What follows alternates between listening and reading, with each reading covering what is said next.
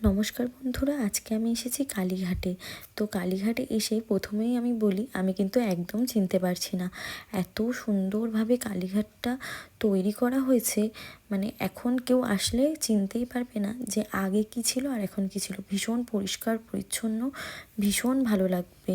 তো কালীঘাট সেই কালীঘাট থেকে এসেছে কিন্তু আজকে এই কলকাতার নাম। সেই কলকাতার শক্তিপীঠ কিন্তু একমাত্র কালীঘাটই। বর্তমানে এই মন্দিরটির দায়িত্ব নিয়েছে রিলায়েন্স ফাউন্ডেশন। লোকমতে জানা যায় এই মন্দিরটি নির্মাণ করে সাবর্ণ রায়চৌধুরী 1809 সালে।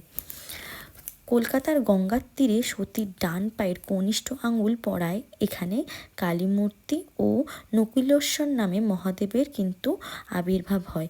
এক কথায় এটাই কিন্তু কালীঘাটের মূল কথা।